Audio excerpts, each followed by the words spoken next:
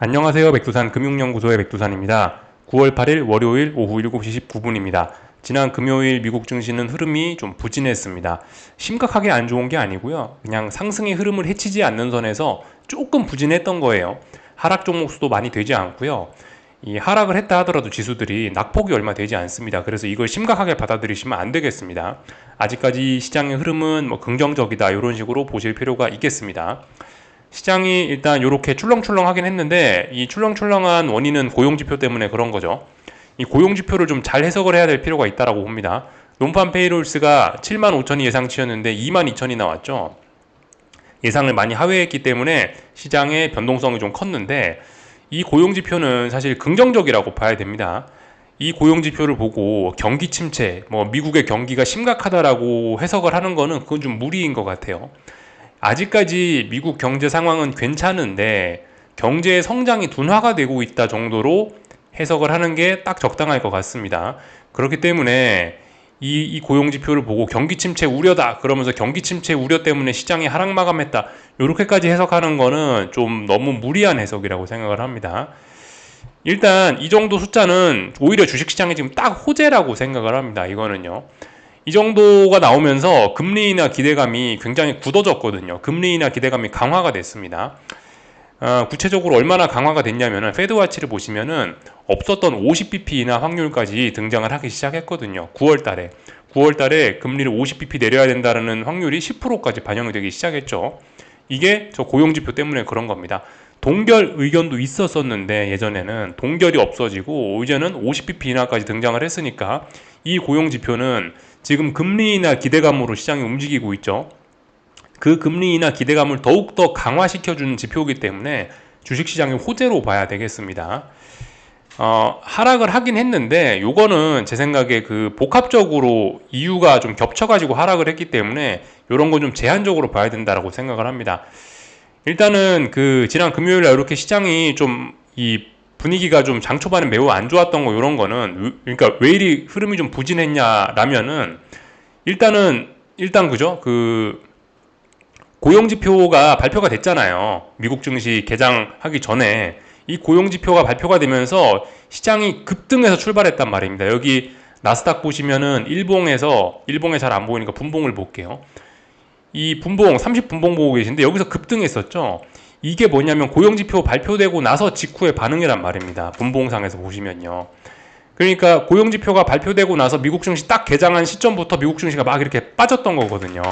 그러니까 지금 이런 움직임은 뭐냐면은 기존의 이 고용지표에 대한 금리나 기대감으로 시장이 이렇게 올랐었고 딱 고용지표 발표되고 나서 지금 빠진 겁니다. 그죠? 고용지표 발표되고 나서 30분 오르다가 그 뒤로 빠진 거예요. 이런 거는 이제 뭘 의미하냐면은 고용지표가 약간 재료 노출의 개념으로 해석이 됐다. 이런 식으로 좀 보시면 좋을 것 같습니다. 고용지표에 대한 기대감으로 올랐다. 고용지표 발표됐으니까 차익 실현 매물로 빠진다. 그렇기 때문에 시장이 좀 부진했다. 그죠? 어떤 재료 노출, 어떤 단타 재료 개념으로 봤을 때 재료 노출 때문에 시장이 조금 부진했을 가능성이 있다. 이런 식으로 좀 볼 수가 있을 거고요. 또 그리고 어떤 자산 배분의 측면에서 봤을 때 그래서 지난 금요일 날 보시면은 금리나 기대감, 미국 경제가 둔화된다 이러면서 채권이 급등을 했거든요. 30년물 채권인데 1.5% 급등했습니다. 그러면서 중요한 저항들을 중요한 지난번 저항이죠. 여기가 이 지난번 직전 고점 자리죠. 여기를 확 넘어섰습니다. 사실 이 채권이 다소 좀 오버한 반응을 보였다라고 생각합니다. 이거는 금리나 기대감 강화도 맞긴 맞는데 약간 투기적인 게 더해지면서 좀 원래 올라야 될 것보다 좀 더 올랐다라고 생각이 돼요. 오버슈팅이 좀 걸렸다라고 생각이 되는데 이 채권이 오버슈팅이 걸리면서 주식이 상대적으로 소외되는 어떤 그런 자산 배분 측면에서 이 채권과 주식이 서로 돈을 주고받는 이런 흐름들이 있죠. 채권이 너무 순식간에 많이 올라버리면 주식이 좀 안 좋아질 수밖에 없다고요. 이런 흐름에 의해서 미국 주식이 좀 약했을 가능성이 있다. 또 그리고 그 미국 주식 시장이 좀 약했던 거는 이제 지나치게 금리나 기대감이 지나치게 너무 강해지다 보니까 금융주들이 좀 약했습니다. 금융주들이 좀 많이 빠졌어요. 금융주들은 어떤 이자 수입 이런 걸로 먹고 살지 않습니까? 그죠? 여기 보시면 지도를 보시면 여기 이 부분이죠. 파이낸셜. 얘네가 좀 많이 빠졌습니다. 그러니까 금리 인하 기대감이 너무 강해지다 보니까 야, 금리 인하하는 게 뭐 확실해 이런 식으로 가다 보니까 수혜 업종과 피해 업종이 명확하게 갈려서 반응이 나타나는 거죠. 그래서 시가총액이 컸던 이 파이낸셜 이쪽 금융주들이 그 지표 발표 이후에 좀 많이 하락을 했죠. 그래서 시장 지수가 대형주들이 하락하니까 지수의 움직임이 좀 안 좋아졌던 측면이 있습니다. 또 그리고 사실 먼저 이야기했었어야 될지 모르겠지만은 이 브로드컴 실적 발표했었죠. 브로드컴이 급등을 하고 다른 주식들이 다 같이 오른 게 아니고 브로드컴이 급등하면서 엔비디아는 또 빠졌었거든요. 이런 측면, 이런 것들이 있습니다. 그래서 하여튼 여러 가지 측면들이 좀 합쳐져서 미국 증시가 조금 좀 부진을 했던 거지. 이게 실제로 경기 침체 우려 때문에 미국 증시가 하락하고 그렇게 보기는 좀 어려울 것 같아요. 그러니까 지금 상황에서 당장 미국 경제가 너무 안 좋다, 큰일 났다 이런 생각은 좀 무리인 것 같습니다. 오히려 금리 인하 기대가 순식간에 너무나 강해졌던 것으로 나타난 부작용으로 주식시장이 약간 흔들렸다. 이런 개념으로 보시는 게 이 금요일날 미국 증시 마감을 잘 이해하는 방법이 아닐까 싶습니다. 재료 노출, 약간 어떤 기술적인 측면, 투기적인 측면, 그죠? 금리 인하 기대감이 너무 강해졌던 것 때문에 자산 배분 측면에서 채권으로 급속한 쏠림이 나타나면서 주식에서 좀 돈이 빠졌다라는 거. 또 그리고 금리 인하 기대감이 너무 강해지면서 금융주들이 부진했던 게 주식시장에 악영향을 미쳤고, 또 그리고 이건 번외로 브로드컴의 급등이 상대적으로 또 엔비디아의 약세를 부르면서 이 약간 좀 주식시장이 좀 안 좋았던 뭐 그런 것들. 하여튼 이런 것들이 겹치면서 주식시장이 약간 흔들린 거지 심각했던 건 아닙니다. 그래서 주식시장의 전반적인 긍정적인 흐름은 유지가 되고 있다. 가만 보시면 그래서 금리 인하 기대에 민감한 러셀 지수는 오히려 긍정적인 흐름을 보여줬었죠. 그죠? 좀 탄력적으로 좀 움직이는 모습을 보여줬죠. 하여튼 지난 금요일 날은 금리 인하 기대감에 강한 영향이 있었다. 금리 인하 기대로 인해서 피해를 받는 업종들, 수혜를 받는 업종들의 움직임이 눈에 띄게 갈라졌고, 또 그리고 브로드컴의 실적 발표로 인해서 엔비디아와 브로드컴의 색깔이 진하게 차이가 나죠. 이런 것들도 시장에 좀 영향을 미쳤다. 이런 식으로 일단 좀 볼 수가 있겠습니다. 그래서 아무튼 이 고용지표를 보시고 금리 인하 기대감이 강화됐다, 주식시장에 좀 우호적이다라는 쪽으로 보시는 게 맞을 것 같습니다. 경기 침체 우려는 좀 넣어 놓으시는 게 좋을 것 같고, 하여튼 그래서 지금 이제 그 FOMC 회의가 다음 주인가 그렇거든요. 그죠? FOMC 회의가 9일 남았습니다. 9일.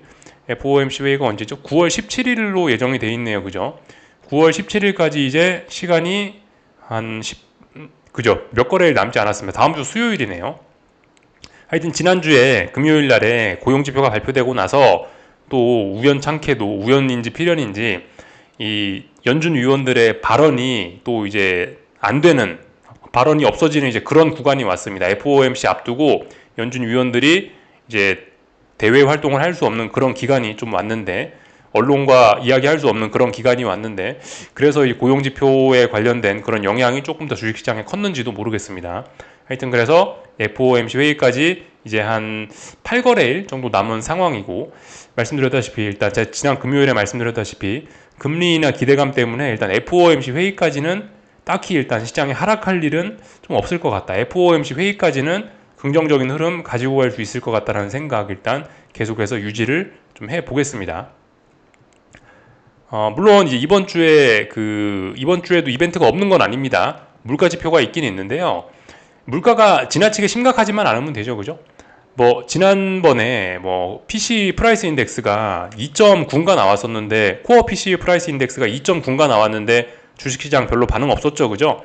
예, 막 3% 정도 돼도 문제 없는 것 같아요. 보니까 3%라는 숫자를 봐도, 뭐 CPI 이런 게 3%를 봐도 그다지 보니까 뭐 놀랄 생각이 없는 것 같습니다. 그래서 특별히 이런 지표들도 주식시장에 악영향을 미치지는 않을 것으로 일단 보이긴 합니다. 그래서 일단 계속해서 좀 긍정적인 흐름이 이어지지 않을까라는 생각이 들고, 하여튼 지난주에 이제 브로드컴까지 실적 발표를 하면서 이제 기업 실적 발표도 끝나고 하여튼 중요한 이벤트들이 좀 없어지는 그런 시간이 됐습니다. 그래서 하여튼 이번 주는 특별한 이슈 없이 그냥 계속해서 시장이 지난 긍정적인 추세를 그냥 계속 이어나가는 쪽으로 움직이지 않을까라고 일단 이렇게 좀 생각을 해보고 있습니다. 그래서 기술적인 이야기를 좀 하자면요. 나스닥인데 지난주 금요일 날에 저는 이 브로드컴 실적을 발표했으니까 그걸로 인해서 나스닥이 이제 좀 힘을 쓰려나라고 나스닥으로, 그러니까 지금까지 금리 인하 기대로 움직이던 러셀 지수의 이 상대적인 강세가 끝이 나고 다시 나스닥이 이제 좀 올라오려나, 나스닥의 레벨업 이런 걸 개인적으로 좀 기대했는데 그런 일은 없었다. 고용지표가 부진하면서 오히려 금리 인하 기대감이 더 강화돼 갖고 러셀 지수의 선전이 더욱더 돋보인 날이었죠. 하여튼 근데 그럼에도 불구하고 어쨌든 뭐 계속해서 시장 분위기가 뭐 좋아서 그런지 오늘 밤에 다시 한번 보니까 나스닥이 레벨업을 시도를 하는 모양입니다. 꾸역꾸역 뭐 넘어갈 것으로 보이긴 합니다. 하여튼 중요한 저항이죠. 이 자리가 23,700 정도 되는 자리인데 여기를 지난주 금요일 날 엔비디아가 하락하면서 이 자리를 넘지 못했고, 근데 그럼에도 불구하고 뭐 심각하게 막 뭐가 붕괴된 건 아니고요. 이 정도면 일단 23,700에 대한 저항을 잘 소화하는 모습이고, 어쨌든 위쪽으로 올라갈 것 같긴 합니다. 근데 어쨌든 분명한 거는 나스닥이 좀 힘이 없다라는 거. 분명히 예전에 비해서 좀 힘은 없습니다. 하여튼 나스닥이 힘이 생기려면 이 23,700을 돌파한착을 해야 그때부터 조금 힘이 생길 수 있을 거예요. 어쨌든 계속해서 이 자리가 중요한 저항이니까 이 자리를 좀 잘 보자고요. 여기를 돌파한착할 수 있는지 없는지 여부를 좀 잘 보면 좋을 것 같습니다. 이 자리 돌파한착하면은 조금 이제 나스닥에도 힘이 생길 수 있다. 이렇게 좀 보실 수가 있겠죠. 러셀 지수는 뭐 보시다시피 금리 인하 기대감 하면서 계속해서 잘 올라가고 있습니다. 그러나 상승 목표치는 일단은 역사적 고점까지 이렇게 좀 제한된다. 상승 목표치는 한 2, 3% 정도밖에 안 남아있다. 이렇게 볼 수가 있겠습니다. 어쨌든 금리 인하 기대감이 작용을 하고 있어서 러셀 지수가 뭐 흐름이 좋습니다. 그리고 S&P 지수도 뭐 보시다시피 계속해서 특별히 뭐 큰 하락하지 않고 잘 올라가고 있습니다.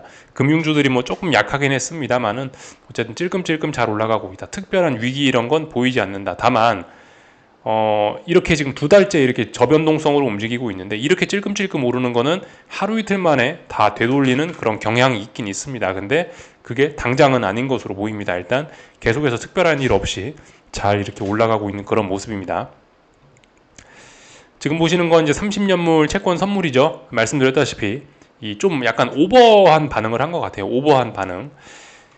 근데 말씀드렸다시피 이게 아직까지 지난 큰 하락을 극복하지 못했다고요. 고점과 여기 정말 중요한 고점이겠죠. 2020년 3월에 나온 고점이니까 이 채권의 중요한 고점들을 연결하면 이런 큰 추세선이 나오는데 이 자리가 뭐겠어요? 이 자리가 어떤 추세적인 하락일 겁니다. 추세적인 하락 추세선, 어떤 하락 추세선인데 장기 하락 추세선이겠죠. 이 추세선을 지금 이제 앞두고 있습니다. 비록 뭐 금리 인하 기대감 강화다라고 해서 급등을 하긴 했지만은 저항을 앞두고 있는 겁니다. 지금 이 자리를 넘어가기 전까지는 이게 넘어갔다라고 하시면 안 됩니다. 넘어가기 전까지는 넘어간 게 아니에요. 아주 무거운 저항입니다. 그렇기 때문에 어쨌든 좀 아직까지는 그냥 답답한 구간이라 생각을 하셔야 돼요. 답답한 구간. 그리고 혹시나 이제 채권이 만약에 이제 이 저항을 돌파한착하면서 급격하게 움직이면은 주식시장은 또 굉장히 안 좋아질 수가 있습니다. 그죠? 지난 금요일 날 봤잖아요, 우리. 채권이 이렇게 급등을 해버리니까 주식시장에서 돈이 좀 빠져나가 버리는 그런 일이 좀 생긴다고요. 그러니까 채권이 너무 급격하게 움직여버리면은 하여튼 이래저래 주식시장에 도움이 안 됩니다. 채권이 너무 아래쪽으로 순식간에 가도 너무 위쪽으로 순식간에 가도 이 둘 다 주식시장에는 악재로 작용을 할 수 있습니다. 그렇기 때문에 적당히 움직이는 게 좋은데 어쨌든 아직까지는 적당히 움직이는 그런 구간에 있는데 지금 위쪽은 이제 무거운 저항에 매우 근접하고 있기 때문에 이 자리는 저항이다. 당장 금리 인하 기대감 하나만 갖고 여기를 넘어간다라고 생각하기는 아직은 조금 너무 이르지 않나라는 생각이 듭니다. 그래서 지난 금요일 날 반응이 이렇게 급등을 했더라도 너무 채권에 관해서 지금 좋은 생각을 하시는 거는 조금 좀 너무 빠르지 않을까라는 생각입니다. 다 말씀을 좀 드린 것 같고 그죠? 금리 인하 기대감 강화로 인해서 달러 약세 좀 나타났고요. 유로화가 강해지고 있습니다. 유로화가 강해지고 있고, 근데 어쨌든 정말 움직임이 답답합니다. 빨간색 선을 넘어가면 이제 좀 위쪽으로 좀 올라올 수 있는 구간이긴 한데 여기 위쪽에 저항이 있고 여기 위쪽에도 저항이 있습니다. 그죠? 이렇게 이런 자리가 있다라는 거. 달러 약세로 보니까 조금 더 진행이 되긴 될 건데 급격한 달러 약세를 생각하기에는 위쪽에 기술적으로 저항들이 있어가지고 조금 어쨌든 외환 시장은 계속해서 흐름이 좀 답답할 것 같다라는 생각이 들긴 합니다. 근데 어쨌든 달러는 약세 쪽으로 느릿느릿하게 움직이는 걸로 이렇게 좀 보여지지 않나 싶습니다.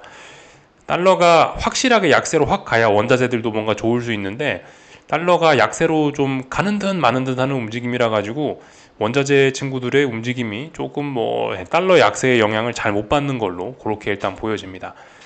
뭐 다 본 것 같고 하여튼 금만 엄청나게 잘 올라가고 있네요. 그죠? 나머지 특별한 건 없는 것 같습니다. 쭉 다 봤고요. 한국 증시 보기 전에 참 미국 증시 몇 가지만 좀 더 보자면은 변동성입니다. 그죠? 변동성이 그 중요한 자리가 대략적으로 여기쯤 되겠죠. 그죠? 한 35 정도? 35, 36 정도가 어떤 중요한 또 저항이 될 겁니다. 네, 보시다시피 아직까지 안정적인 구간입니다.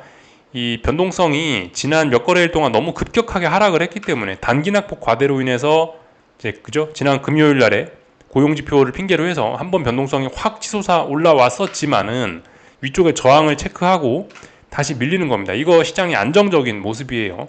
예. 아직까지 시장이 굉장히 안정적으로 잘 움직이고 있는 모습. 미국 증시 아직까지 특별히 그렇게 위험한 모습은 보이지 않는다라는 거. 그리고 엔비디아는 계속해서 뭐 말씀드리다시피 좀 흐름이 안 좋습니다. 저점이 낮아지고 있죠, 이제는요. 예, 그렇기 때문에 계속해서 아직까지는 분위기 안 좋다. 다만 61선이라는 자리는 어떤 중기적인 추세선이죠. 그죠? 어떤 중기적인 그런 영향이 있는 그런 자리죠. 이런 자리 부근에 왔으니까 한 번쯤 반등 시도를 하지 않겠냐라는 생각 정도는 드는데요. 어쨌든 엔비디아는 당분간 지금 좀 힘이 없습니다. 엔비디아가 힘이 없다 보니까 사실 나스닥도 그렇게 강하게 움직이는 걸 생각하기는 좀 어렵습니다만은 어쨌든 나스닥 그 오늘 밤 레벨업을 하면은 오늘 밤 이렇게 레벨업을 한다라고 하면은 그나마 조금 상승 탄력을 좀 얻을 수 있다. 이 정도 생각하시면 되겠습니다. 어쨌든 엔비디아는 약하다. 그리고 필라델피아 반도체 지수도 아직까지는 약하다. 예, 아직까지 박스권 내에 있기 때문에 반도체 지수를 좋게 봐주려면 요 위에 있는 역사적 저항을 넘어가야 강해지는 거다. 그죠? 요까지 보면은 될 것 같습니다. 전반적인 내용들 봤고요. 한국 증시는 오늘 상승 마감했죠. 그죠? 그러니까 한국 증시가 보여준 반응은 딱 그거라고 생각해요. 미국 경제가 침체된다가 아니죠. 이건 고용 지표를 호재로 인식했다라는 딱 전형적인 그런 모습이라고 볼 수 있을 것 같습니다. 미국 증시가 조금 안 좋았습니다만은 한국 증시는 그런 것보다도 금리나 기대가 강화됐다라는 거에 잘 반응을 해준 모습이라고 생각을 해요. 이게 딱 그런 모습이라고 생각됩니다. 다만 그러나 이 금리나 기대감이고 어쩌고저쩌고 해도 이게 아직까지 이 답답한 저항권에서 이 저항을 넘어서는 움직임이 아니기 때문에 코스닥은 여길 넘어가야 이제 본격적으로 움직이는 거고 코스피도 여길 넘어가야 본격적으로 올라가는 건데 지금은 박스권 내에 있습니다. 양대 지수가. 그죠? 박스권 내에서 금리나 기대감으로 빠지지 않고 있는 상황인 것 뿐이지 금리나 기대감이 여기서 더 올라가는 걸로 작용하는 모습은 아직까지는 아닙니다. 그래서 이 좋게 보긴 좋게 보는데 단기적으로 조금 더 올라갈 수 있겠죠. 근데 위쪽에 이제 저항이 있으니까 너무 긍정적으로 보시면 안 되겠습니다. 뭐 계속해서 말씀드리다시피 고점이 낮아지고 있고 저는 이거 올라갈 생각도 없다라고 일단 보여집니다. 한국 주도주들이 힘이 좀 빠졌다라는 관점. 그래서 한국 지수가 계속해서 올라가기는 좀 일단 안 좋다라는 그런 관점을 좀 갖고 있습니다. 부정적인 관점 계속해서 갖고 가고 있습니다.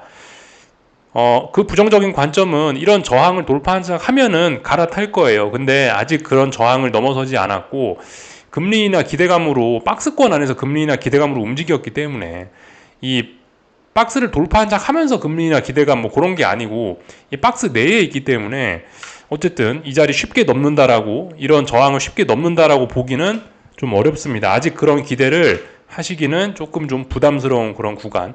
계속해서 말씀드리지만 좀 보수적인 그런 접근이 좀 필요한 구간인 것 같습니다. 그래서 뭐 이런저런 이야기를 좀 드려봤고 하여튼 금리나 기대감 이런 이야기 나오니까 코스닥에서 오늘 제약바이오들이 조금 많이 움직였죠. 그죠? 코스닥에서 제약바이오, 알테오제니니, 파마리서치니 이런 것들이 움직이면서 코스닥 지수가 좀 강했다라는 거. 2차전지는 지난주 금요일날 미국 증시에서 뭐 테슬라도 좀 오르고 전기차 주식들이 리비안이니 이런 것들이 좀 많이 올라가지고 혹시 오늘 2차전지 친구들이 바닥을 지키는지 가만히 봤는데 아무도 오늘 제대로 된 의미 있는 바닥을 확인하진 못하더라고요. 2차전지 종목들은 말씀드렸다시피 이건 사실 2차전지 종목이 아니고 2차전지 그냥 이제 ETF인데 업종 ETF인데 보시다시피 의미 있는 매수세가 안 나오고 있습니다. 이거는 뭐냐면은 그냥 잘 빠지지만 않는 거예요. 빠지지만 않는 거지 이게 올라간다라는 의미는 아니거든요. 그래서 2차 전지들은 조심하셔야 되겠다. 더 빠질 수도 있다라는 생각을 좀 하시긴 하셔야 되겠습니다.